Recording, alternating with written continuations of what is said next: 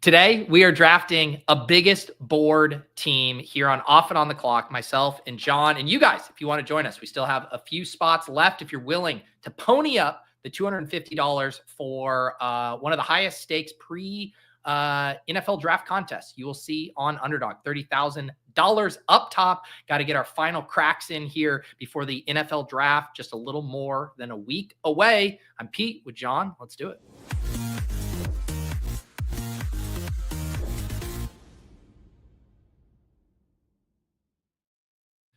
All right, John, I know you've been juggling a lot of sports right now. We got a big hoop slate tonight that you were just talking about, but we figured we would dig into a little NFL action here with things nearing the end for pre-draft contests.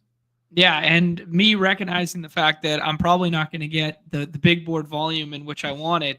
I really want to push the envelope here, Pete, so at least we can have a big money sweat here in the future. That is the goal. Yeah. I think, every member of the Badge Bros and Off and On the Clock, we've all had some nice scores individually, but what we really need is our Avengers moment where a streamed draft, takes it down. I feel like I think it was playoff best ball, NFL best ball a couple years ago. We had a good team that we drafted on stream, but nothing else jogging my memory.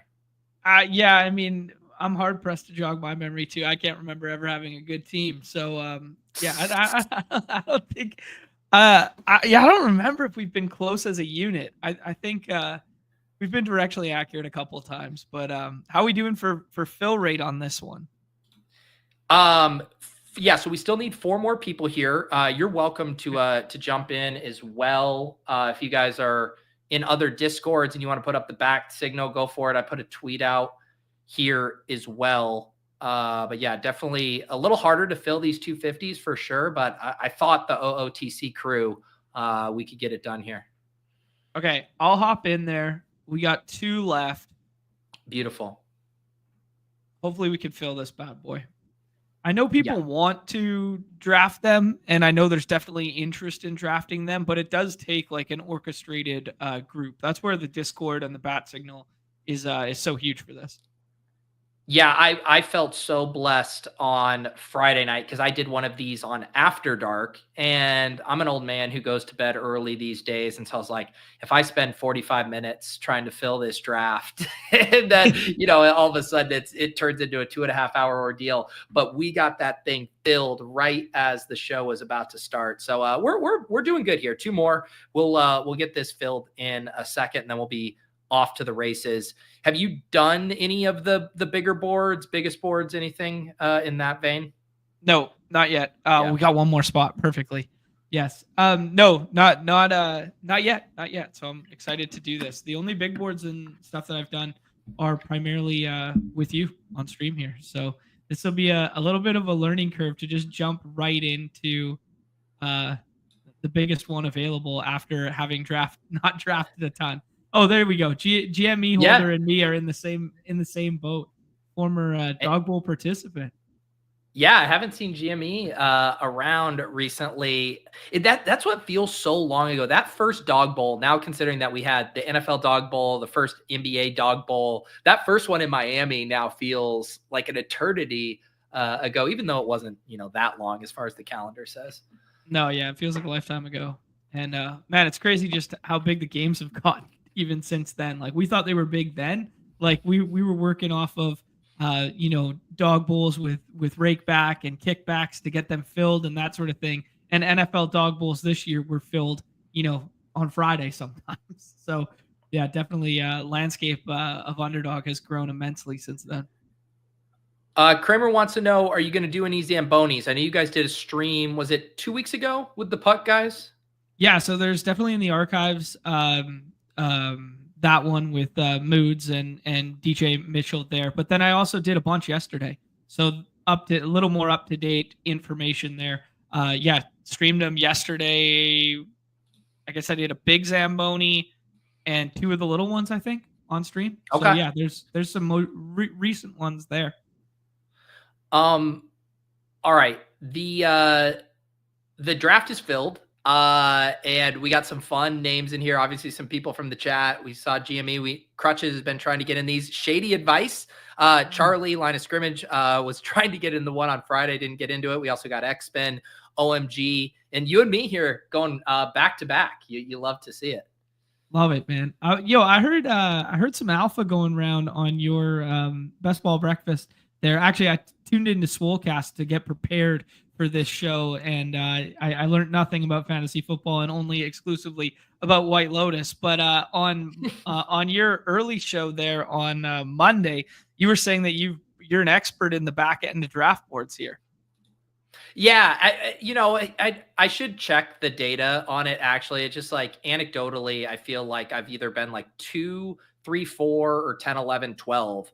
And I think if I go look at my exposures, like I don't have a lot of CeeDee Lamb, not a lot of Justin Jefferson, like just have not had those picks. But again, my volume's been light. This is like my 32nd draft, so pretty small sample size. Yeah, LOL variance at that point there. But yeah, Easy says, as someone who's done 0 NFL, is Travis Hunter closing in as the biggest riser? I mean, he has to be. Someone in the chat, I didn't draft the first couple weeks the contest was open. I think people said he was in the like 160s or 170s then. When I made the Deposit Kingdom video, he was in the 130s. He's now at 82. And on Best Ball Breakfast, he went at pick 55 in one of my drafts. So I would have a hard time coming up with another name who has jumped that much. Wow. That's a lot there, man. So polarizing based on the landing spot. And the quote today was pretty interesting that like, regardless of where he goes, he refuses to not play both sides. Did you see this quote that was floating around? I did. He said, what, like, I'd rather not play football at all than to not play both ways. Yeah. That's a pretty funny quote there. And a good bit of negotiating on his part. Hey, whoever drafts me, I'm letting you know, I'm playing both ways. All right, I'm going to go ahead. I'm on the clock. I'll let John. This is the nice thing about John and I drafting separately is I can, draft the guys I want, and John can do his flip the board tricks over here. I wanted neighbors. I wanted neighbors in a big way there. I do think Amon-Ra like mentally seems like a little bit of a tier break here, but I am quite bullish on AJ Brown too, and he normally falls back to the middle of the second. Let's fuck around and find out, Pete. Let's just go landing spot be damned. Saquon Barkley 2.0. Let's get Genty in here. Yeah. Zero issues with Genty there. And yeah, you'll be able to get AJ Brown if you still want him. GME holder goes Amon-Ra. Bowers, the dream of getting Bowers coming back dies for me. And let's see, I'll do CMC here as well and start CMC neighbors. I think I saw Jewish McCaffrey had a tweet yesterday or something about how he's just going to have infinity amounts of Christian McCaffrey as a second round pick. I do think it's an interesting one to think through. We'll probably learn a little more after the draft, right? About how the Niners are feeling, because the Niners always spend at least one pick on a running back. And then the question is just like, how significant of a pick is that running back? And in this year's class, if they take a guy in the second or third round, that could be pretty interesting. It also becomes a little muddy too with the timeline on Garendo when he got hurt at the end of the year. So you don't know if they spend like a little bit higher. Is that because they're a little more bearish on the health of CMC, or is that because they want to make sure they have their bases covered because the Garendo timeline is a little bit behind where they anticipate it being at to utilize him as a backup? So there might be a little bit of noise in even how high they go with a given running back target. True. Yeah, but I think at this point, I guess you could say that, the most recent reports are that his rehab is going good, like that he's going to be good to go. Obviously, if something changed, then he would fall. But it seems like the more likely scenario is his ADP just inches up over the course of the summer. The draft will obviously be an interesting domino there, but he does seem like someone who will get back to the first round pretty easily, especially when casuals come back to draft. They're not in the minutia of like worrying about, it's either like this guy can play or he can't play, and I'm not going to get bogged down with the details. Yeah, 100%. What do you think about this like middling round here, like this second round as potential like future risers? Like CMC seems like an obvious one if we get like clean bill of health and all this sort of thing, and just getting excited with the recreationals at name value of CMC again. But like, who else stands out to you in that second round there?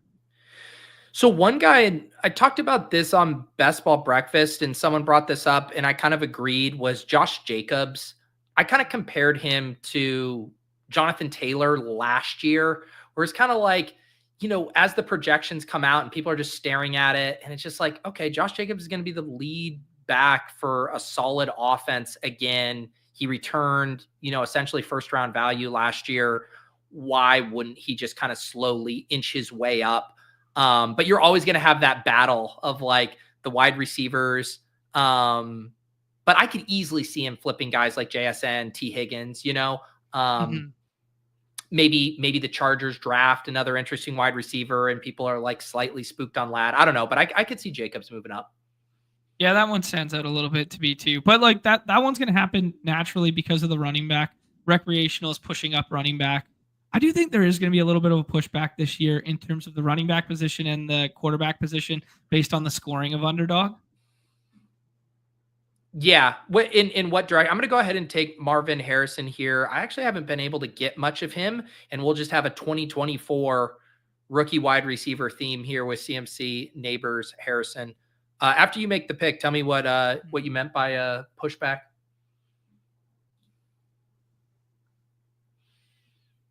Oh, this feels like in the year of 2025 feels so bad, but let's go with the 1K man over and over and over again. Yeah. Genty, AJ Brown, Mike Evans. It's a fun start. So where were you saying you think the pushback's going to come? Just like immediate knee-jerk reaction to how the running backs performed last year just in general, and then how that middle tier of wide receiver kind of like collapsed last year, and then people being like, well, we should have seen this coming. The scoring of 1.5 point PPR, the wide receivers aren't that valuable, and now all of this gets re-corrected, let's say. Mm-hmm. Yeah, and I think basically what we've seen so far, and yes, it is self-selecting for a group of kind of sickos drafting now, is that there's been a slight push up, but like the wide receivers still fly off the board. They still represent the majority of the top 50 picks. So the question is like, is there enough of a push this year from the casuals to actually flip that? Right. I could see it going either way. Yeah, that's true. I've heard good things about Hampton. I don't know a shit ton about him. Worthy kind of scares me. Earmuffs Davis. I think Hampton or Chase Brown here feels good. I could do the stack thing with Hurts. Let's do Chase Brown, good Canadian kid. Why not? I think I've seen Hurts get pushed, and when the drafter of Devonta is behind me, I don't know. Maybe it's like insane to think he could come back in the 5th, but in a stream draft room where he's not going to be stacked on the left-hand side of the board unless it's with Barkley. I don't know. I thought I could maybe pass it by there. Yeah, typically this is really early for Devonta Smith to go. Like he's generally more around at the 4-5 turn. You'll see the 4-5 sometimes be able to double tap both Hurts and him.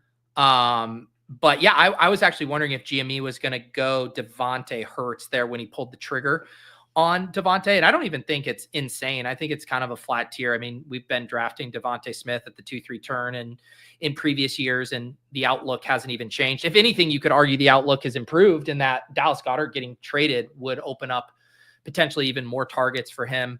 But yeah, the stacking dynamics with these elite QBs is a little tricky. You do get like the simple one there. Terry McLaurin, Jaden is popular. Both Lamar and Zay Flowers are 4th round picks, so that makes it hard. Both Devontae and Jalen Hurts being 4th round picks can make it tricky. I haven't ended up with a lot of elite QBs so far this year. Yeah, that checks out. Yeah. This is interesting. Everyone's telling me in the chat that I'm a fish for taking Chase Brown. Am I a fish for taking Chase Brown? Like they're undoubtedly going to add someone, but like I can't imagine. I don't know. Maybe they after paying the wide receivers and just offense go burr. Maybe they just want to keep slamming offensive pieces into that team. I don't know. Yeah, I think it's I know this is like always the cop out answer. I think it's like perfectly priced kind of right now. I mean, maybe not perfectly priced. The median expectation I think is priced out well, which is like you said, they add someone, it's just enough to like keep him from being like a round 1, round 2 type of player because he's going to cede some Right. touches, but he's still the lead back. There obviously is like the insane scenarios where they somehow trade up or they get one of these, Trevion Henderson. It's like, fuck, like this is an all out battle and he drops a couple of rounds. I think the most likely scenario is the market does push him down into like the James Cook range, which is funny because James Cook went ahead of him here. But I think you're getting a similar bet that you got to Kyron Williams last year, where it's like, yeah, they add someone, but if they just decide to make him an insurance policy, then you are printing on that price. And at least with Chase Brown, you're getting some more explosiveness. You're getting something in addition to just projectable volume, like you were in Kyron. Like you're getting a guy who can rip off big plays. So yeah, the draft will be interesting, but I don't have a problem with this price here. Yeah, I kind of feel similarly to that. I mean, very similarly. Like, there's no reason to think the Bengals can't, lead the NFL in touchdowns next year. Yeah. I am going to go ahead and let's see here. I do really like Trevion Henderson. I think this pocket here coming back to me, I'm not going to mind another wide receiver. You'll see in some mock drafts, you'll see Henderson going round 1. I think it was in one of the most recent ones, him going to the Broncos. Like that's just an insane wheels up spot if he goes that early. Yeah, I'm starting to get pretty stoked on him. Obviously, in addition to Hampton and Genty, so as my running back 2 there paired with CMC is pretty fun. Pete, it wouldn't be a Roto Run draft if we didn't play the GD hits out here and set up that beautiful Baker double. We got to set up this beautiful Baker double early in this draft here. And you get a little value on Godwin. He slides there. Right? He crossed my mind there for a second. ADP of 54. You get him at 59 and pair him with Evans. And Baker, Baker will line up well for you at like 86. That's right in his ADP. So that's one of the benefits of pulling that off right there is you don't really have to reach to kind of lock up that double stack.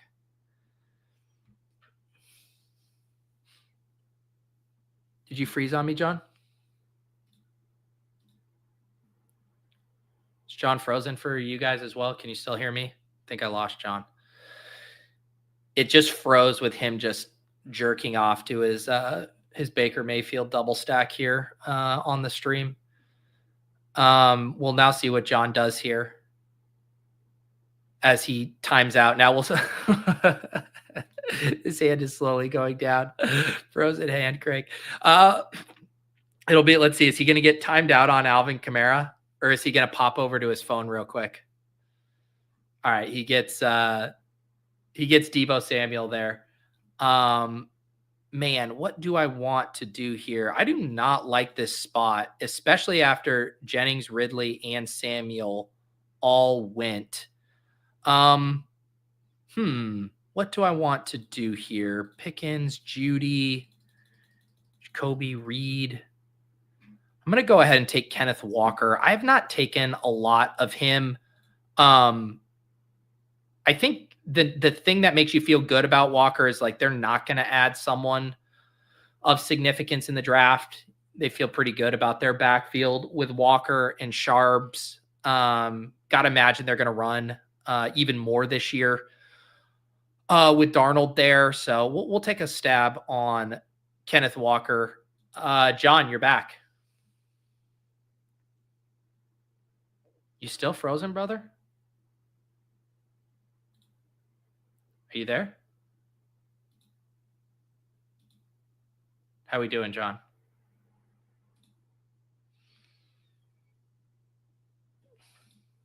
Poor John, struggling with this Canadian Wi-Fi here. John went full Mitch McConnell. John ended up going with Godwin and Debo there. The Debo fall, sometimes you can get him with the Jaden Daniels double stack there.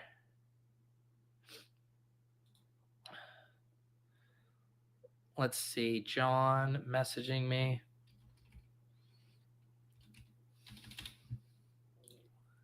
Thanks with the local recording. Please. Sorry,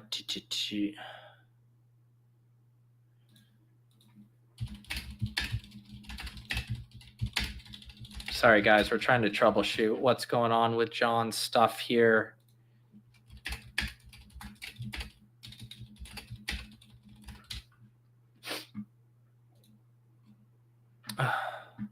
It looks like we're all battling the elements here. Crutches says he's off phone because he couldn't get in on PC. John's struggling with the StreamYard.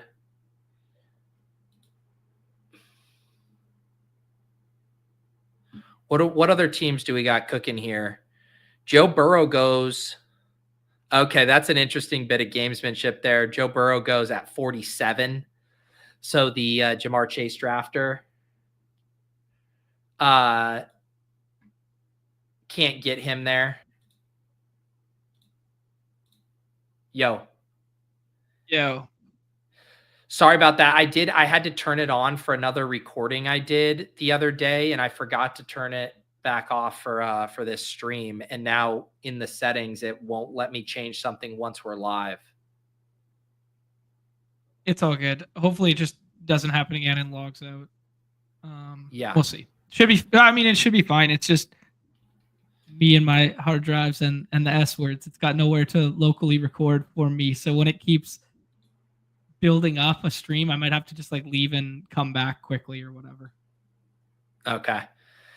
We should be good. Yeah, I'm about to pick again. We'll get back on track here. I took Kenneth Walker last pick. I think I will do. You know what? I have not taken Brandon Ayuk much at all. I think because I have CMC, because I could potentially set up a little Niners thing. I'm going to take a stab on Brandon Ayuk. He's a polarizing guy, I feel like, for a lot of people right now. Yeah, that seems like a good pick there. He's going to be inevitably a big riser if the timeline is better than we anticipate.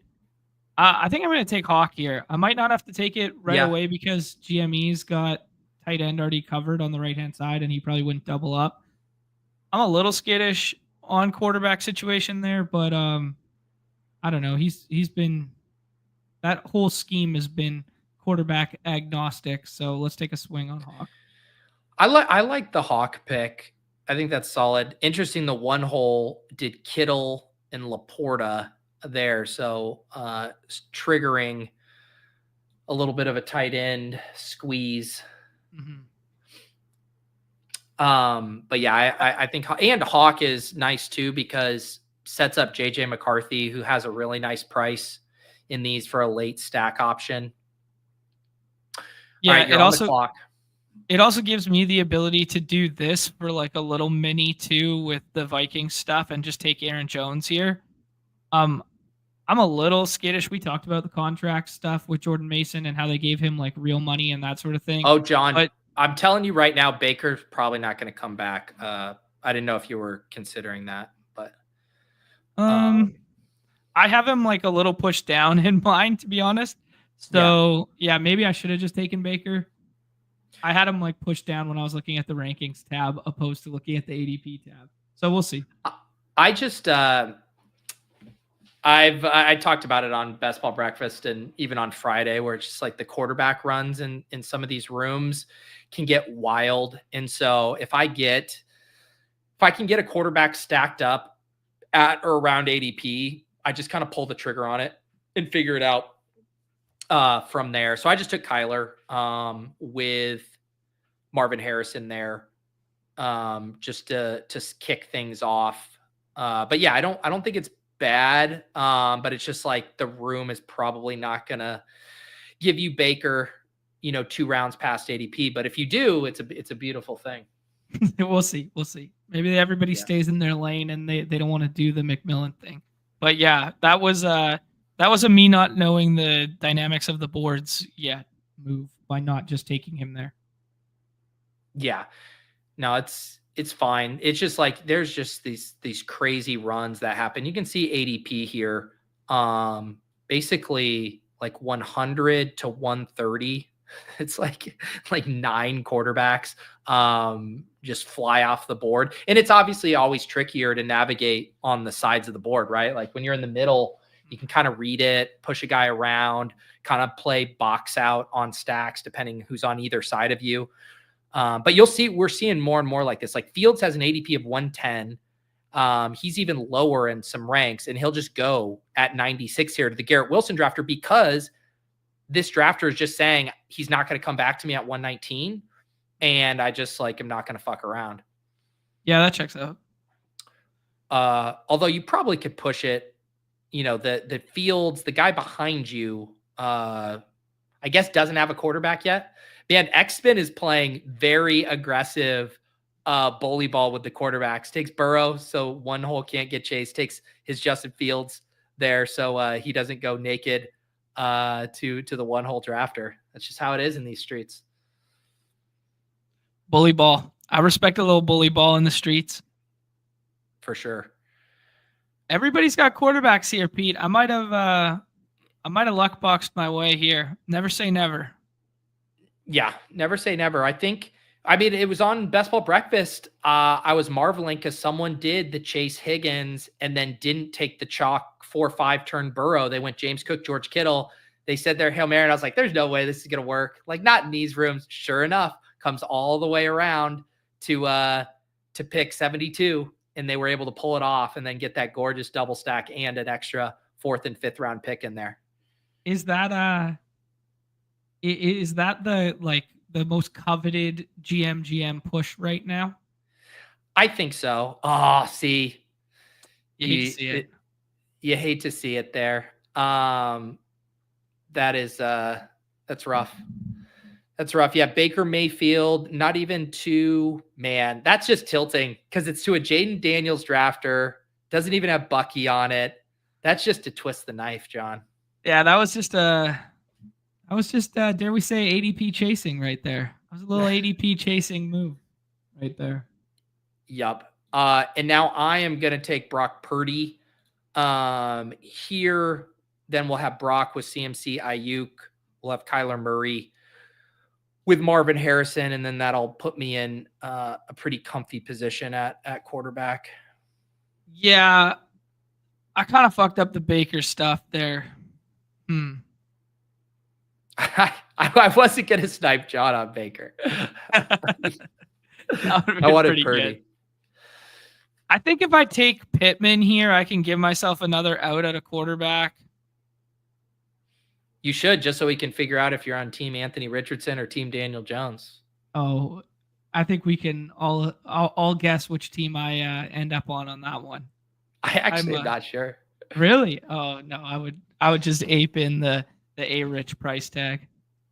Yeah. I mean, I was drafting Trey Lance 2 years after it was cool to draft Trey Lance, so I'm just going to run it all back with Anthony Richardson again. Yeah, it's a scary one for sure. I kind of, maybe it's just me being a chicken, but I kind of like, if I'm going to do that, I want to do like almost like a punt 4 QB build where it's like you get Richardson and a rookie, you just double tap Richardson and Daniel Jones and just like you take 4 quarterbacks all after pick 130 or something and just use your kind of extra roster spot there as opposed to taking on the risk of just being down to, 2 quarterbacks essentially. Yeah, I think that's what I've inevitably accidentally put myself in that position here. Yeah, so this is by far my least favorite portion of the draft board. I hate everything about it unless I'm trying to get a QB here. So I'm just going to pull up a wide receiver here and grab Jaden Higgins, a guy who I think is going to be more expensive than this. Leg Up has a pretty bullish ranking on him relative to his ADP. I think he's going to go early round 2 and just get a little wide receiver firepower on top of the rest of the room. But man, this pocket here where it's like you're looking at Kelsey, you got the running back Swift, Pacheco, Brian Robinson, like they're all likely to get a lot of competition via the draft. And so if you don't need a quarterback that lines up in this range, it's pretty vomit inducing. It also makes it harder too, because those quarterbacks in this range don't really have like fruitful backstack options. You know, like if we do Love there, like maybe you can spin some narratives for back end Packers guys, but like I don't really want to do like Herbert without Ladd. I mean, actually Herbert you could do some backstacking with, because you could do like Mike Dubb and you could do like Dustley or something like that. But I'm staring at this going like, I don't want to backstack Dak without CD. I don't want to backstack Shroud without, Nico or anything like that. Sure. Sorry, go ahead. Yeah, this is a good question from Sus, and he says, are you guys as into stacking in the biggest board or more leaning into projectable QB points relative to price? 1/4 playoff pod advancement feels like it changes the math a little. To me, there's like, and this is always the conversation around stacking and correlation, and the correlation that we're kind of aiming for in the Best Ball Mania gauntlet, or even the big board gauntlet, right, is like, we know that we have to finish like 1 out of 16 at the top of the pod, and nailing that quarterback wide receiver stack can help us like advance. And I completely agree that that is way less of an issue in this format with, like Sus is saying, 4-12, 1-4, 1-4. Like, you don't need that specific pairing. I still think team level correlation across the course of the season, where you're just saying, I want to be right on this offense being good, is still important. And so you do get the added benefits of the built-in playoff correlation. But I still want to have a densely concentrated bet. I still want to just say, hey, the 49ers are really good. Ayuk surprises, and I even almost considered Kelsey there. So the team level correlation, I still think, is something I want to be going out of my way to do.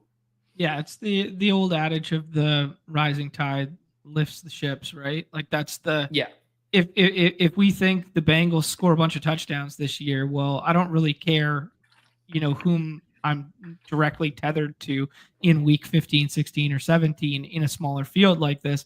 But I do want, Bengals go Burr as my mantra for the team. Right. Or for the roster, I guess. And maybe where you start to get in the nuance of that for this format is actually like later, where you're like, I'm not going to take Mac Hollins just because I have Drake May. I'm going to actually just take the guy who I think projects better. And I don't have a good example off the top of my head right now.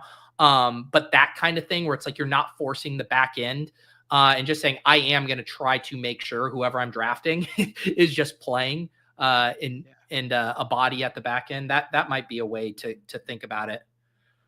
Yeah, I think that's a good call. All right. So I'm sitting here looking at a lot of quarterbacks. It's funny because I was debating between Lamar Jackson at the top, and you do see Bateman here as a fairly big faller. Maybe I will just take Bateman. This is like the classic thing. How many times have we done this, John, where you take Jaden Higgins, 20 picks ahead of ADP at 111, and then Rachaad Bateman, you did 20 picks past ADP, even though there was no way I was going to get Higgins, but we get both there. Yeah, you just go ahead and flip their ADPs in those 2 rounds there. I think I have to really start addressing the quarterback position now, and there's no clean stacks.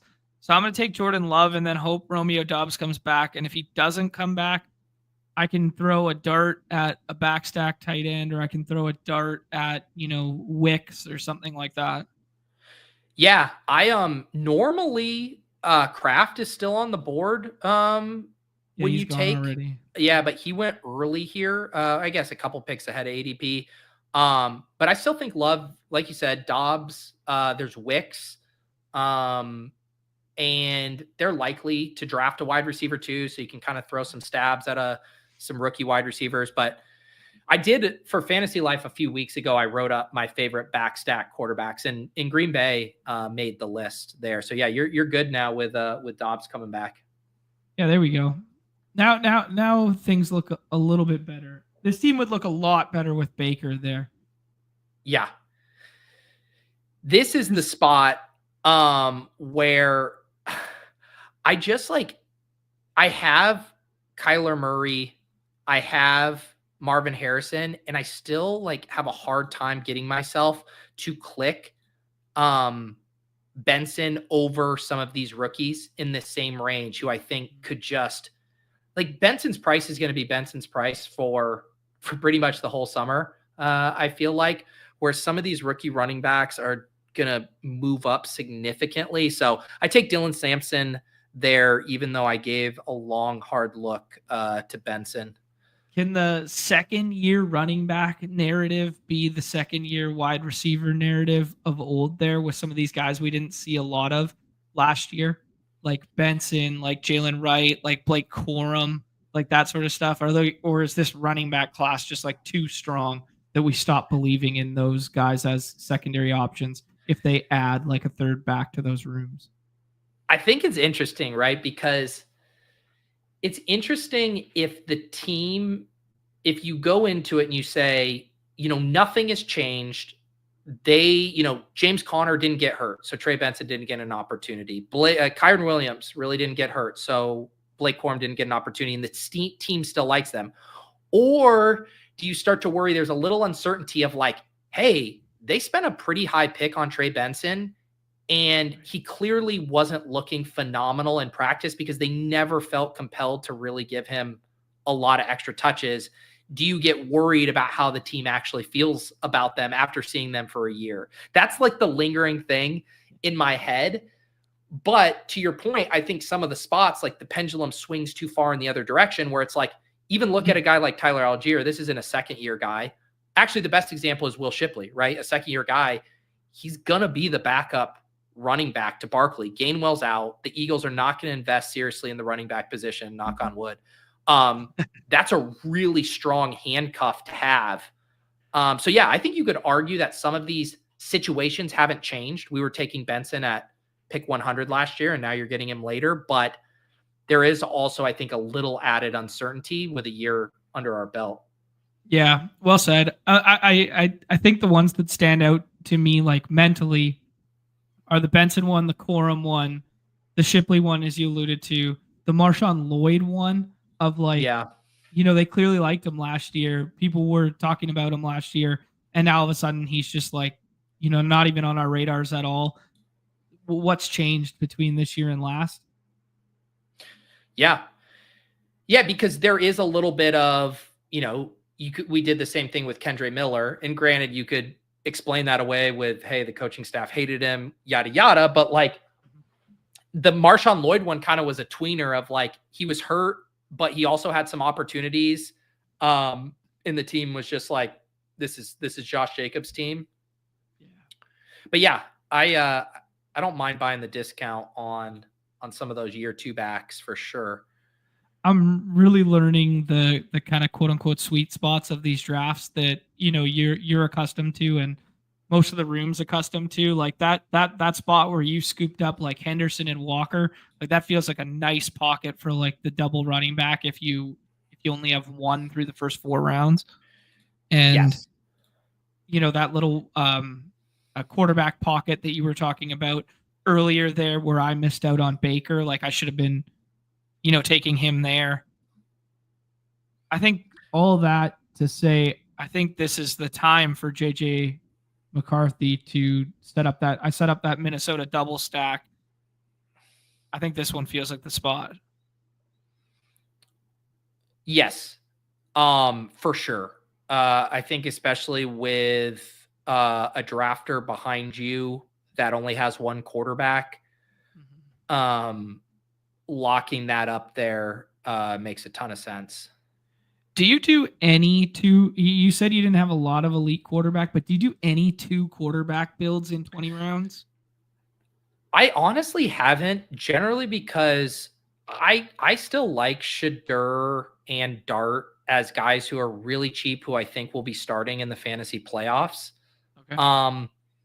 But I do think it's viable. Obviously, like if you do two quarterbacks relatively early. I think on this team where I have Kyler and Brock, round 8, round 9, could I live with a 2 quarterback team? Sure. But if I get a good price on a QB3 or a stack opens up that I haven't set up yet, like I think my preference is still to have 3, unless I have like one of the elites, which I don't think I do. Yeah, I like that call. Garendo stands out to me.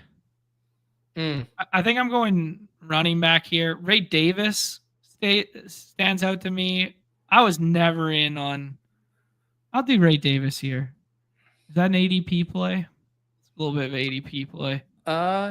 Yeah, I don't mind. I mean, he's another guy we can talk about, that same year 2 running back. You know, it was disappointing how much work Ty Johnson got last year. All right. I am gonna just value hound a guy. I think this might be my first Kyle Pitts share. Here we go. Some spicy marks, John. Spicy marks, baby. I had 0 tight ends through 13 rounds. So who needs early tight ends when you can get fucking Kyle Pitts at pick 159? If you got no tight ends and you're going round 14, Kyle Pitts, and you're probably still going to end up with at least 3, maybe 4 tight ends on this build, like that seems pretty good. I'm looking at what Crutches did too, like Dalton Kincaid, like say what you will about him, but like round 11 stacked with Josh Allen. Yeah. I mean, that one looks good too. I don't know. Some of these tight end price tags will be interesting because the market has set itself so that there's just like 2 super elite ones now, and then there's just like a huge cliff. Yeah. I think the one position, like of all the positions, you can absolutely get boxed out at quarterback. You can absolutely get boxed out at wide receiver. I think you can get a little boxed out, like a true 0 RB team. I think you can find yourself in an area where, maybe you load up on some rookies, but like, I think you can get boxed out. Tight end, I just never feel boxed out. I really think you can punt it. Look, I took my first tight end at 159. You have Henry, Kate Otten, Zach Ertz, Brenton Strange, Pat Freiermuth, Dalton Schultz, Mike Gesicki, Cole Kmet. All of those guys are starting tight ends. Right there. So it's the one position. As much as I like getting one of the elite guys, I do try to prioritize Bowers, McBride, and Kittle. But if it doesn't line up for me like it did in this draft, like I'm content punting it. Yeah, I think if I could, run the time machine back, maybe I would have passed on Hawk, and maybe I would have not passed on Baker. And that's how this team for me could be different. Now learning the 2 quarterback pockets and learning the tight end value pockets. So probably should have spent $10 learning that, Pete, and then spent $250. But we live and learn here. John, you always say that you need, these big price tags on these drafts to feel something. So here you go. Man. You're feeling something. You're feeling regret. I even gave you chance. I was like, John, this might be the spot to take Baker Mayfield, brother. You're like, fuck it, Aaron Jones, brother. Whenever you can take a committee back who's oft injury prone, who's pushing the wrong side of 30 here, you got to take him, Pete. You got to take him. Oh shit, man.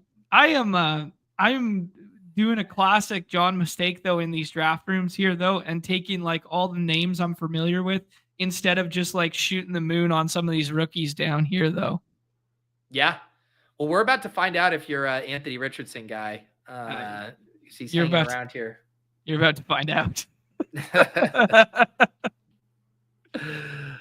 All right. I think for me, it's time to lock up another tight end here. I feel like Hunter Henry and Kyle Pitts. I remember doing this combo in Best Ball Mania last year where it's like, I'm going to take Kyle Pitts at pick 65, but when it inevitably goes to shit, Hunter Henry will be there to score me 8.5 points per game. So let's just do that again. There you go. That's how you conned him up, Kyle Pitts there. I do also, the other thing about Richardson, like a lot of his value obviously doesn't stem to being stacked on like a week over week basis, but on a season long capacity, like stacking Richardson, still feels better because you're making a bet on, he plays well enough to then, keep Michael Pitts and keep some of these other options going. And there's 2 backstack Colts options that are just like super obvious that I'll have access to with my next pick as well. Calling Michael Pitts or Michael Pittman Michael Pitts is just a devastating Freudian slip. After we're talking about Kyle Pitts too. Now I need to decide what I want to do here. Someone in the chat asked, I think it was Steven, was asking about Milroe, who I hadn't been including in the like Shedeur Dart conversation, but I think now with the Carr stuff, now with more of a frenzy around these quarterbacks and the higher likelihood that Milroe is going to go round 1, which therefore I think increases his likelihood that he could start in the fantasy playoffs. I still prefer Dart in standards, but I think if someone wants to take Milroe within that same vein as a QB3, QB4 backstop, I don't think it's bad. I just talked myself out of Alec Pearson into AD Mitchell for 30 seconds, going back and forth there, and pushed him up 30 spots in ADP for no reason other than let's go.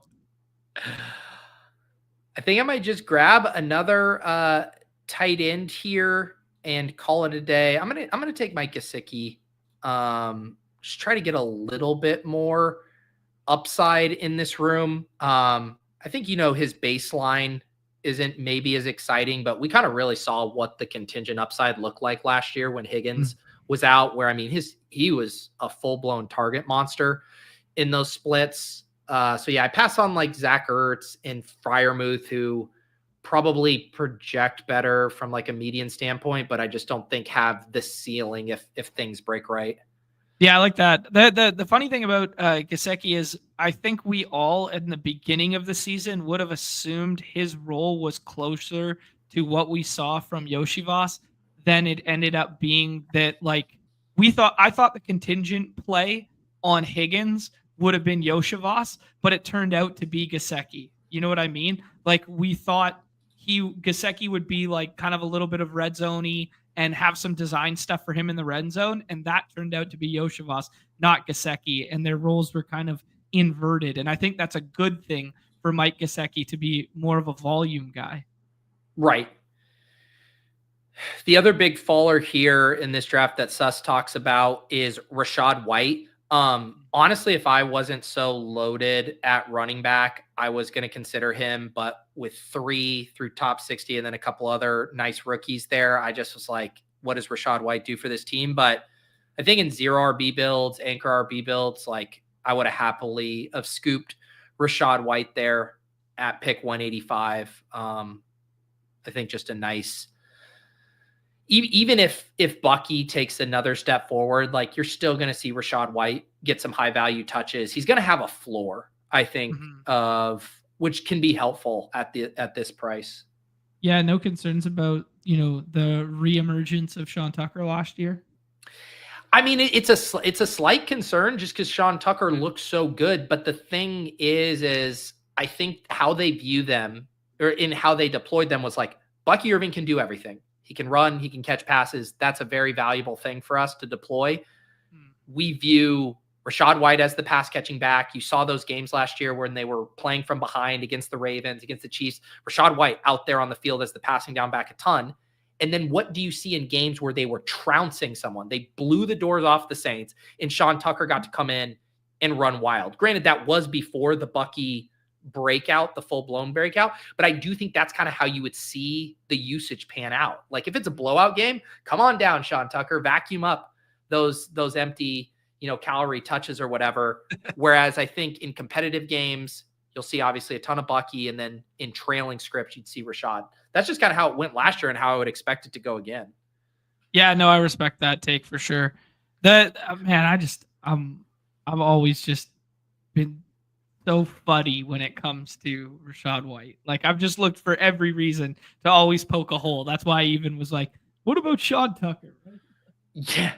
The this one, I wrote about this in the Fantasy Life newsletter today. Wow, Kyle Williams soaring up boards. He went at pick 170 here. There was a report yesterday from Mike Garafolo at NFL.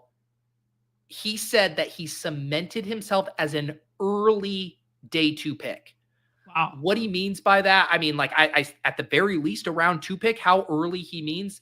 If that reporting is true, like he is undervalued relative to his ADP, and I have no problem chasing him up into these, 150s, 160s. I'm thinking of a guy, Pete. Come on. Don't take him. Fuck. Crutches sniped me on Dart. I shouldn't have sat on that. Man, I am really getting boxed out here at quarterback. I am going to do Shipley, though, as my last running back. He's thinking of a guy. The only dude I had starred. The only dude I had starred up. Wow. All right. Well, I got to take some swings at back end tight end here. Let's take the rookie shot here. Fannin? Yeah. Yeah. Yeah, love Fannin. I think he's my most drafted tight end right now. So, I think you have to take, I mean, especially in a structure like this, like the 4 out of 12 and the 1-4, 1-4, 18 final, like this isn't the big board. This isn't BBM style. I think I need to go at least 3 tight ends, even though I spent the quote unquote capital on Hawkinson. Like 4 tight end here still isn't terrible, right? I mean, no, I probably won't do it, but like three at a minimum. Oh, for sure. I think Hawkinson, I mean, he's a nice pick, but I still would be leaning toward a 3 tight end build. And also just because a lot of the best options, I mean, you still have, I guess maybe not the best. It's been wiped out a little bit, but these are at least still guys that are going to play. Right. Man, my brain just sees like Mike Dubb down here, and I'm like, remember that resurrection tournament where we took him in the second round? I think I need to get at least one last running back dart in here of the rookie capacity. And this is a familiar name, and the leg up guys like him. So let's go with Trevor. Trevor, the greater, many are saying the greater of the 2 ATNs.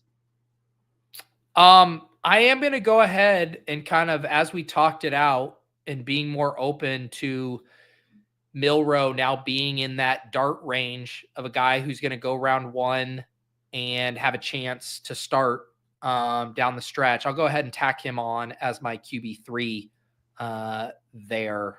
I don't love it, but I should probably be okay with it. Yeah, I mean, the fact that you have like good upside draft capital quarterbacks makes it more palatable to take that last round dart. Like, I don't know. People love, like, are we way too bullish on the dart versus Milroe conversation right now as a fantasy community? Maybe. That's a good point. I mean, we keep getting strong signals, but to me, like, if you see the signals, it was like kind of a surprise when they invited Milroe to the draft, because like, oh shit, like he's in the round 1 conversation. Mm-hmm. It's funny. I swear we do this every single year.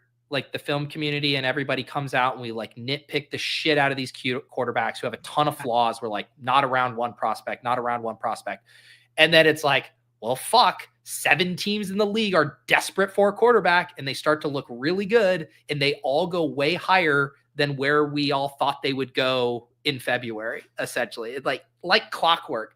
And I think that's why I'm even feeling the lag myself on Milroe. I'm like, all I have in my head are all of the negatives I've heard people talk about with Milroe. And now I'm catching up to the sentiment that a team's going to pull the trigger on him in round 1.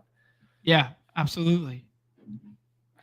I don't know. The other narrative with like him going to the draft and stuff like that is like big school guy, like was always nationally televised, like that kind of stuff. They just want like a familiar face to show on TV at the draft kind of deal. Like, yeah, watching him slide, or like that's cruel and unusual slide. punishment.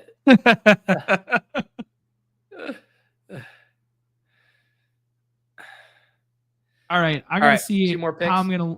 Yeah, we got 2 picks left. I'm gonna see how I'm gonna land this plane. I think 6 running back is probably fine on this team. Genty, Brown, Aaron Jones, Sharps, Ray Davis, and the good ATN. The good T ATN. the good ETN. That's giving me nostalgia to the good Michael Thomas. Oh yeah, nice. There was also a good Mike Williams era too. True. Yeah, dude, the Mike Williams on the Buck, that dude who he was what, like a 3rd round pick, scored double-digit touchdowns as a rookie, and then just like disappeared off the face of the earth. So weird.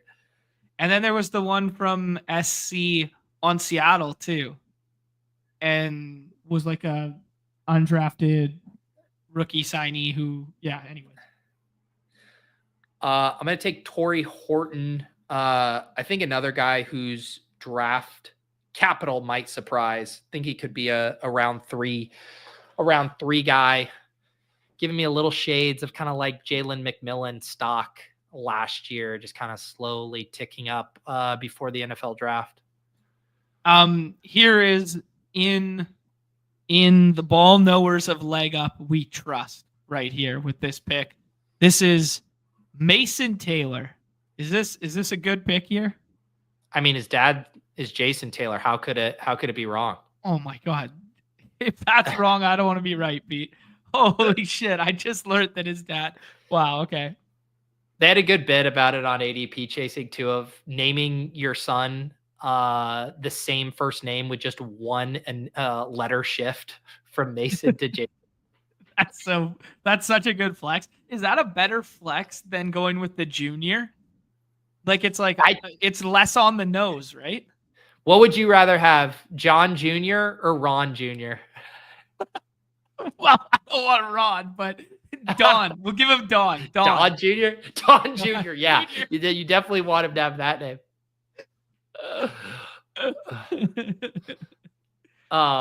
That's funny. Yo, okay, Pete, would you land this plane with a running back or a wide receiver? I think it's a wide receiver here. Yeah, I think it's close, but I think a wide receiver. Yeah, I honestly think it's so close. It's whatever you like, running back or wide receiver. If you want to grab Mike Williams, you can grab Mike Williams. I was going to grab Mike Williams, but I got to stay on brand and scroll the fuck down for, even though it's $250 here. This is a scroll the F down that I haven't seen yet. How about a little Trey Tucker in our life? How about a little Trey Tucker in our life? I thought he played well last year. Gets Geno this year. Yeah. All right. I don't have anything I need to do with Arizona, San Francisco. I'm going to actually, this is why I love the chat. I think I saw Sus post something earlier saying that Liam Cohen was talking about his wide receiver 2, wide receiver 3, and mentioned Parker Washington and De'Ami Brown and didn't even mention Gabe Davis. Parker Washington, one of those like DeMario Douglas types, Jalen Naylor types, where it's just like, yeah, they're not a superstar, but when they get on the field, they play well. You know, I like those good football players. Yeah, that was pretty professional ass wide receiver comp right there. Yeah, there you go. And that actually kind of going back into what we were talking about with correlation in this tournament. Like, I'm trying to think, could I have taken fucking Greg Dortch for the memes with Kyler Murray? Sure, but maybe I take someone who has a better chance of getting on the field. Yeah, that sounds good to me. Speaking of Naylor, I mean, if you had to throw a dart at a back end contingent Minnesota stack partner, because that was one thing I was giving thought to after doing the McCarthy pick there. Like, would you take Naylor? Would you take Rondell Moore? Would you take any of these guys? I feel like the answer is like right now, no. And that these are guys that one of those guys will probably be pretty interesting come August, which was funny because Naylor is the one who became really interesting last year around that time. But there's probably just a little too much ambiguity on it right now. But yeah, I think it's a good note to file away between Naylor and Rondell. The other stuff I was thinking through there was, is Luke Musgrave just completely dead to us now? Instead of going like rookie tight end, I could have done the love stack thing. I don't know. Maybe I was just getting too stack happy for a draft that is the advance rates are so much lower like this. Like I was looking at like Christian Watson, like will he even play football? Like when's he going to come back from the ACL kind of thing? I don't know. Yeah, it's funny you mentioned Musgrave. I was thinking about him the other day. I went for a walk and did a draft, and I did the Jordan Love backstack, and similar to you, got boxed out on Tucker Kraft. And I had like a long think to myself about Luke Musgrave. I ended up not doing it.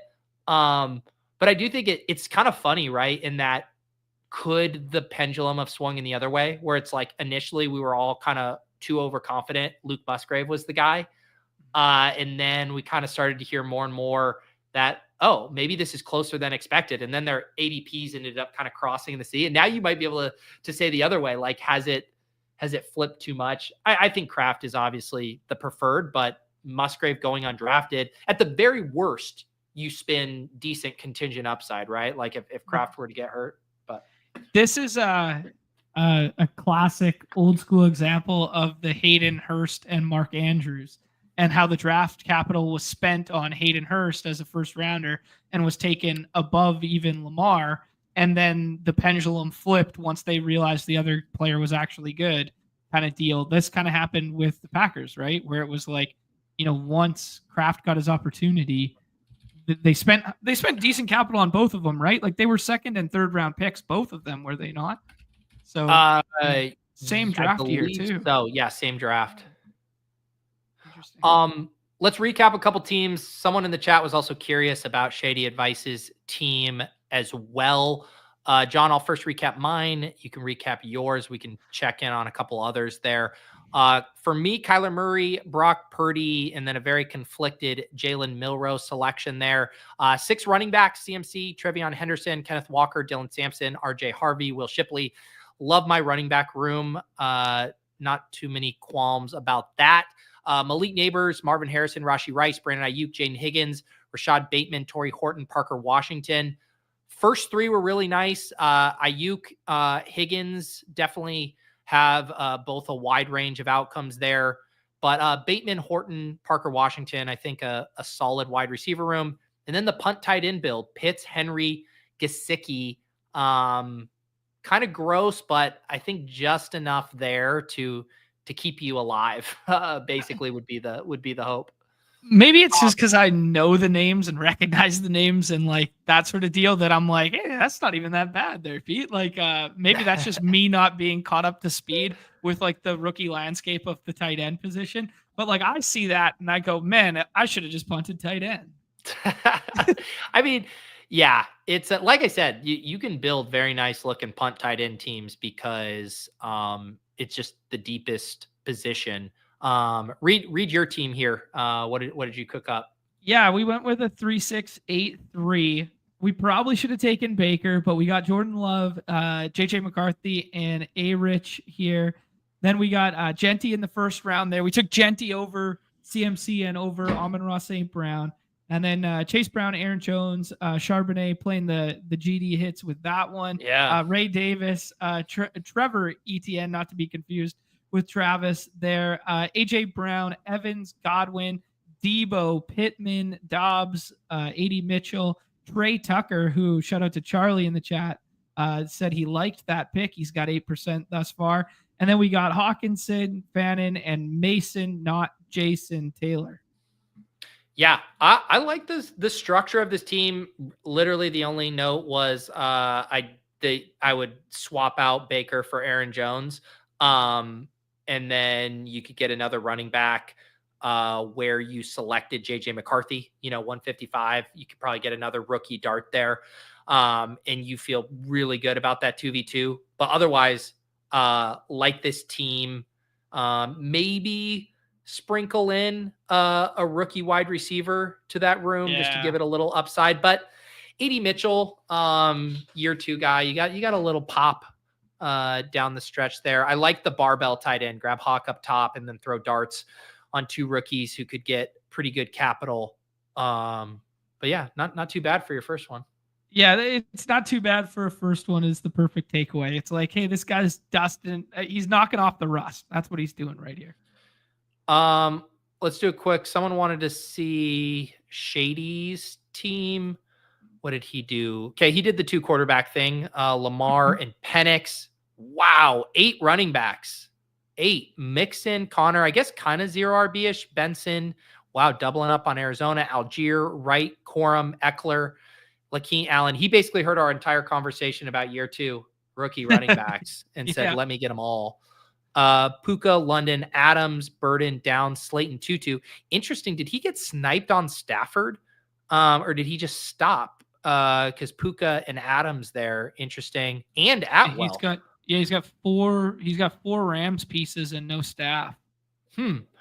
Actually, now I'm curious. Jimmy G's going to be cooking this year. I'm curious. So he took Penix at 127.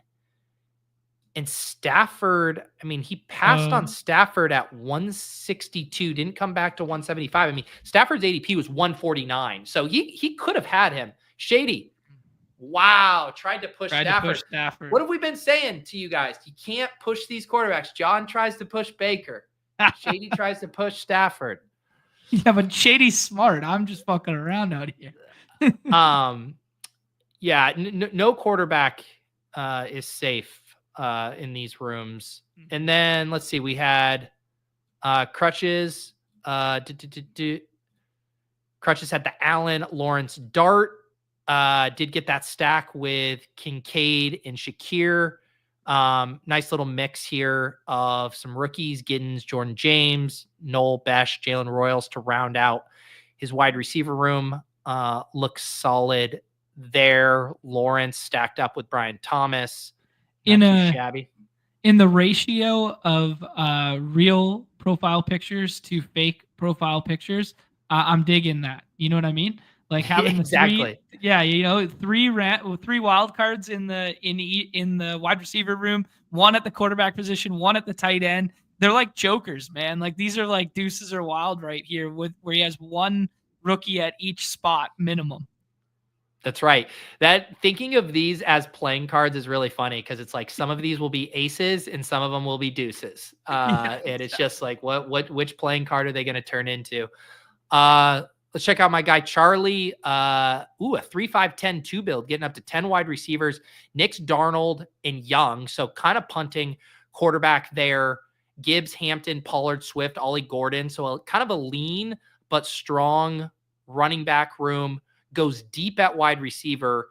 Hill, Sutton, Myers, grabs a couple rookies, Igbuka, Harris, and then comes in with some professional football players, Coker, Wilson, MBS, Vele, Mike Dubb, and then rocks the 2 tight ends there with McBride and Ingram. Interesting build. Yeah, I wonder if that's format specific, much like I wonder if Shady's was format specific with the 8 running backs there. Because like, I don't know. When you advance 4 out of 12, 1 out of 4, 1 out of 4, like, are you better off having like those professional ass wide receivers at the end and not taking zeros? Like effectively taking zeros, you know? If we can project where zeros are coming from, well, the zeros in the last round at guys that we might not even get draft capital are probably way more fragile than taking like Mike Dubb in the last round. Yeah. Charlie says he was adjusting there for the format, which definitely makes sense. It's like when you're doing the scratch offs in BBM and big board, you can play a position group really thin and fragile and just say, hey, I really want to hit on this. And then the rest of the team is supercharged. It's just a lot more reckless and probably unnecessary in this specific format to have that approach. Fun draft there. And agree with Steven. It's interesting to see how people construct their teams. So many different approaches. And some of it's obviously dictated by your draft slot, like what falls to you. And some of it is by intention of like, this is how I want to build my drafts. Like, I think in big boards, I'm way more willing to try to pull off some more like modified 0 RB stuff, like grab my first running back 4 or 5. Whereas in these contests. Let me see if this is true. Yeah, I did Gibbs, Mixon in my first one. Yeah, and then I did Barkley, Jacobs. Like, yeah, I like getting a little bit more of that high end running back volume, where it's just like the zero RB thesis of letting the chaos of the season take hold. It's like, man, you don't want to be buried in the ranks in a 4 of 12 advance kind of contest. Yeah, deep down, Pete, we're all just RB bros posing. Deep down. Yes, deep down.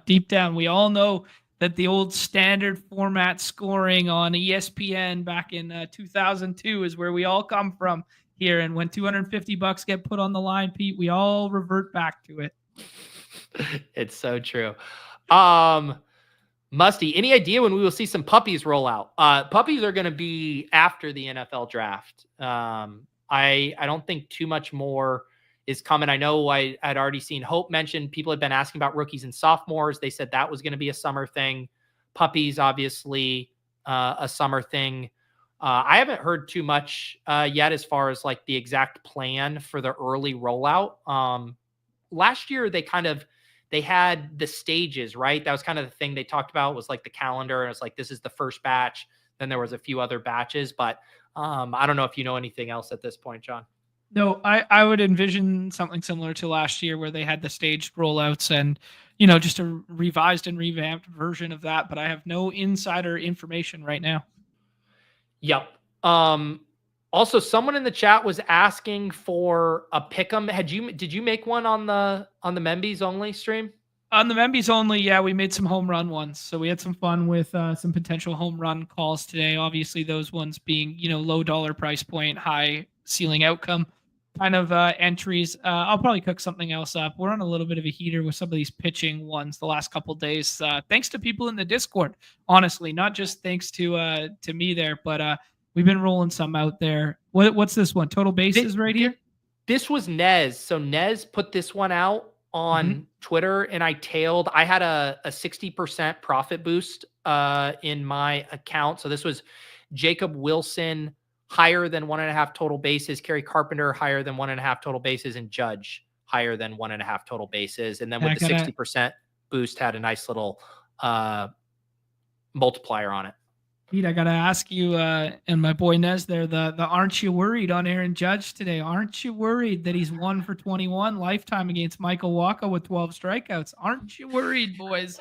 I'm so glad you asked, John, because before I pressed submit on that, I was actually looking at some of his historical splits versus that pitcher you mentioned, and it did give me pause. And then ultimately I said, in Nez we trust, new dad, Bink energy, can't fade it.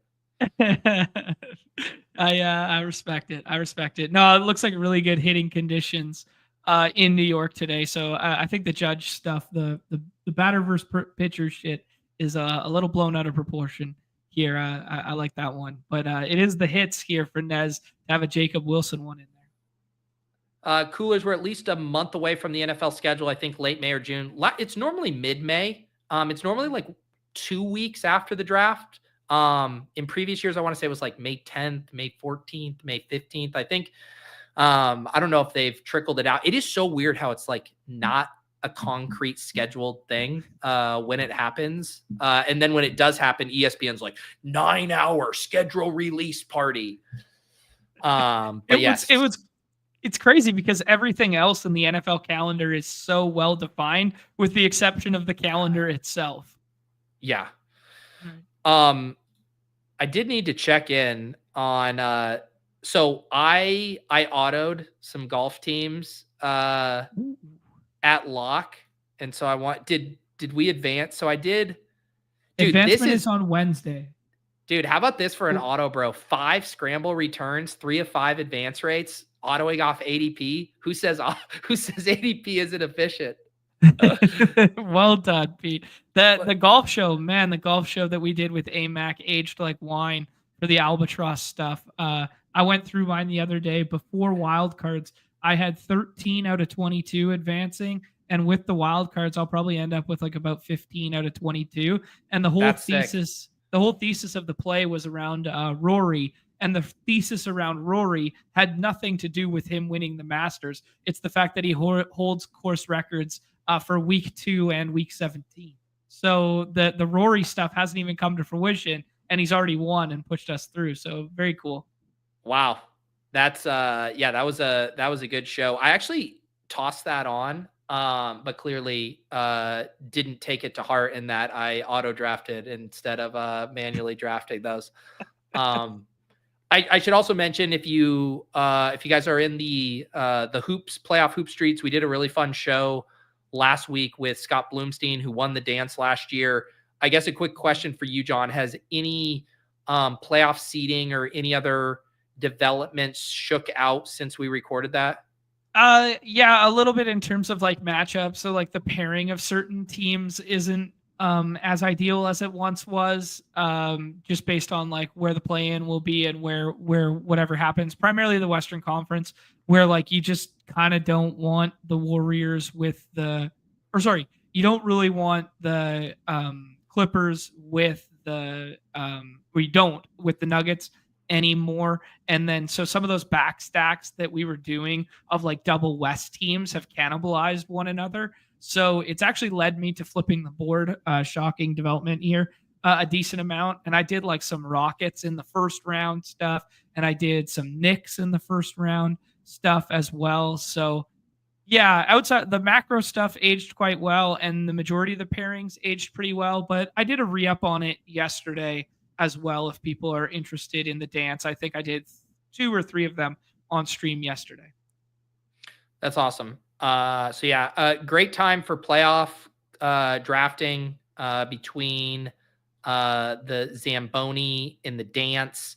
Looks like the dance is at 75% right now and closes on Saturday at 11:30 Eastern time. Also the Gills playoff tournament too. If you want to get first place and flown out to LA for a live taping, based on what John and I experienced hanging out with those guys in San Diego, that would be an incredibly fun experience. Oh yeah, they're a lot of fun. That would be great. We did one of those on stream yesterday in hopes that I could find my way there. I vowed Pete that I would wear my TJ McConnell jersey on stream if I happen to bink that contest. So yeah, dude, Gil's got a Netflix show coming out this week too. Does he? Next week? Yeah, he's they're doing a full breakdown of the whole gun in the locker room incidents. It's called Shooting Guard. Oh, that's incredible. Yeah, like I saw the trailer this morning. Someone posted it in the Discord, and Netflix officially tweeted out the trailer for it. So man, Gil's stock is on fire right now. That's sick. I'm excited to watch that. One of the fun things when I was because we were staying at the place, at the resort we were at for the Dog Bowl, in our little bungalow or whatever was right next to Gil's. And I had the pleasure of getting to explain like the Gil backstory and lore to Lauren because he was right next to us there, and reminiscing about all of those escapades was very good. And now I'm excited to see them immortalized. Speaking of basketball documentaries, I've been watching the Celtics one on HBO. Have you checked that out at all? No, I haven't watched that one yet. Good. It's pretty good. It's like produced by The Ringer and Simmons and his crew, but goes back all the way to the OG days with Bob Cousy and Bill Russell, and then obviously up through the modern times. I'm in the like Larry Bird era right now, but very well done. If you're nostalgic for some old school hoop stuff, I definitely recommend it. I'm not even a Celtics guy, and roll my eyes a little bit at some of the like Bill Simmons Homer indulgences, but I've been pretty entertained by it. And there's some really good interviews. Like do you remember Robert Parrish? He is he gives some incredible quotes in this documentary. I love the peel back behind the curtain of like what players were going through in that time, what they were thinking, and then some of the backstory stuff. Irregardless of sport, I love that sort of stuff. Like I watched the full one that's on Netflix there of the Olympics. Like that was really good with the dream team and that sort of. Oh, not yeah. So yeah, that's a good one. Like just talking about kind of what it goes on behind the scenes. I love the peek behind the curtain with the athlete stuff. Like when we were picking Gil's brain and stuff like that, talking about that. I love hearing those stories from the athlete side because we're consumed by the spreadsheets and the fantasy numbers of it all, and the human element is so cool. Yeah, you reminded me of that, of like the human element. there was a scene where Bird got into it with Moses Malone on the Hawks, and Malone put him in a headlock. And again, just even aside from the point I was going to say, what just like the fact of how much physicality and fighting there was in like 80s basketball, it just like, I was saying to Lauren, I was like, he would have been, suspended for 3 months for that. Like, might not even get to play the rest of the year. Like the stuff, and then the refs would just be like, "All right, break it up. You're good." But Robert Parrish, right before that, Larry Bird had kind of had a weird quote about him where he's like, "Oh yeah, Parrish wanted an extension or something," and Bird's like, trade him if he doesn't want to play ball. Like, we'll get somebody else out there or whatever. Like, we'll get next man up." And so Parrish was like, "Yeah, I'm watching Larry get put in a headlock by Moses Malone." He's like, "Normally I go fight for my dudes," and I was just like, "I'm good. You deal with this." It's like, that's great. Yeah. Wow. It was very entertaining. The other thing that blew my mind, the amount of insanity of what they would allow fans to rush the court at the Garden after some of these championships, where it was like, in guys where like James Worthy talked about getting like punched by a fan, like as he's trying to get off the floor. And I'm like, talk about a lawless society. Like, you were just going to imagine now, just fans running on and being like, "Hey, LeBron, like, I'm going to square you up or harass you or whatever." I'm like, this is fucking insane. That is insane. I mean, that's a little throwback to like the college stuff of like storming the field and that sort of deal. But I don't know, Pete, what do you think about this one? Because this is a take I've had for a long time about storming the court and this sort of thing. That the whole championship celebration, especially in basketball, to me is kind of lost on me now, because instead of fans storming it and the team celebrating with the fans and that sort of thing, it's media that storms. And like, LeBron wins a championship, and what happens? He doesn't celebrate, with his teammates and stuff. He goes down to 2 knees and he's looking at the camera like this, and he's just inundated and surrounded with cameras. So even though that is less safe, it's a more organic feeling and representation of what a championship means than what we have on TV nowadays, where it's like the camera's just right in LeBron's face and he can't even dap up his teammate before he has to, show the world how happy he is on his face, It's funny you say that, because what happened, so I think it was the 84 championship when they beat the Lakers, and that's when that happened. But then they won in 86, and they were blowing the Hawks out. They were up by like 15 or so with like a few minutes left, and they sent all of the starters to the locker room and they started celebrating. The game was not even over. Red has his cigar out there. Kevin McHale's got the champagne, and they had the entire bench. They just left 5 guys. It was like, you guys deal with all of the fans storming the court, and we are already all celebrating. And it's like 2 minutes left in the game. That's crazy. That might be a little too extreme the other way. That's pretty crazy though, that they knew, like, anticipating that, like, hey, if you guys take care of business early, you guys get to pop that champagne early. Get out of here. Yeah.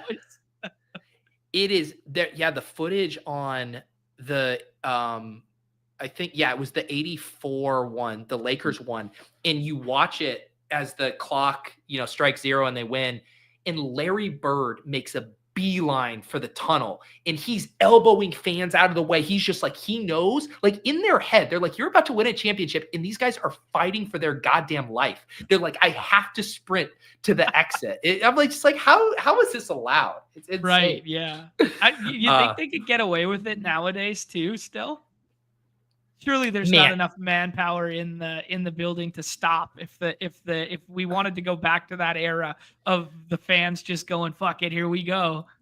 Well, I think it's funny because you think about, where does it happen, right? It still happens in college sports.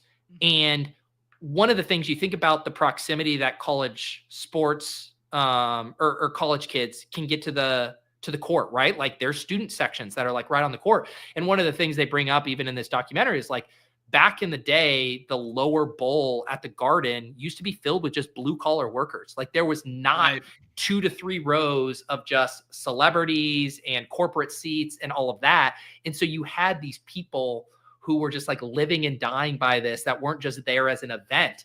And I think now it doesn't happen, right? Because some whatever multimillionaire who works at, Bain Capital isn't going to storm the court and try to tackle Trae Young or something. The Goldman Sachs guys are running onto the court. Here we go. Yeah.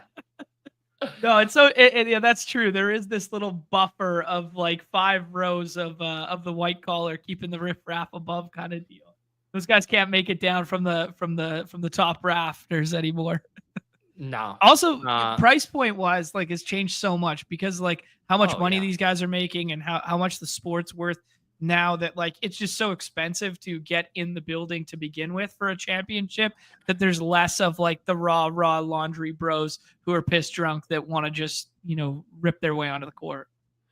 Yeah, for sure. And you've heard the conversation too at a lot of places. I've heard it about like football stadiums. Like I remember the old Mile High Stadium, like when the Broncos played, same dynamic of like, obviously you had the elevation, but the acoustics used to be a big advantage in there. It was really loud and you had that lower bowl packed with fans. Then they built the new stadium. I think when they launched it, it was Invesco Field. Now it's called whatever.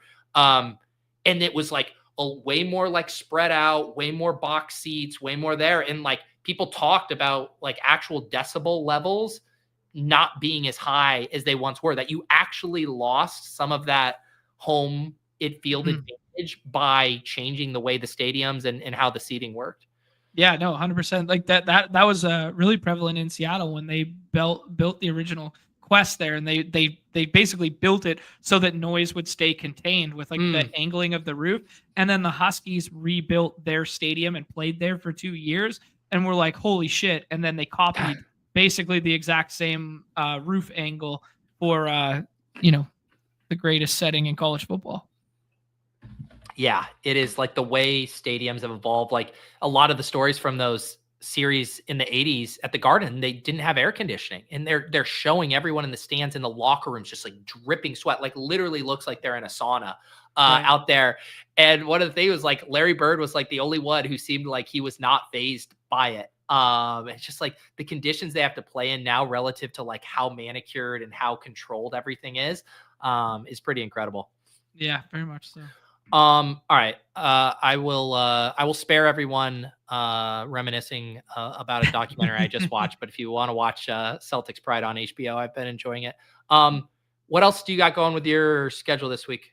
Nets is back tomorrow, so that's good. So we'll do a full NBA and MLB thing tomorrow, maybe a little bit, pick his brain a little bit on some of the dance stuff too, because we haven't been able to talk about it in a bit. But yeah, just focusing on these play-in tournament slates and the baseball for the next couple days here. And then I think Friday feels like it should be a little bit of a playoff kind of day, because everything's going to be locking for the Zamboni and the dance on Saturday morning there. So maybe running it back again with another Friday playoff show. But we'll have our usual 2 p.m. Eastern next 3 days here. Beautiful. Yeah, looking forward to that. I'll be back on Thursday for Lulz. Ship Chasing on Thursday. We're having Dwayne McFarland from Fantasy Life on, get in depth on some of these prospects. And then on Saturday night, After Dark on my channel for YouTube members, Sean Siegel is going to be joining me. Have obviously done a lot of shows with him on Best Ball Breakfast, but have never gotten to do kind of the peek behind the curtain. So excited to learn more about Sean. No, nobody has, like, like he's not on Twitter. He's not on, like, we don't know anything about Sean Siegel other than he pops up in about August every single year, and then does the whole football season stuff, and then obviously they do Stealing Bananas like a little more frequently than that. But everything that I know about Sean Siegel is Kansas City Chiefs and football related. I don't know anything about him as a human being or anything else that his other interests are. So that'll be very cool. Yeah, I'm excited for that.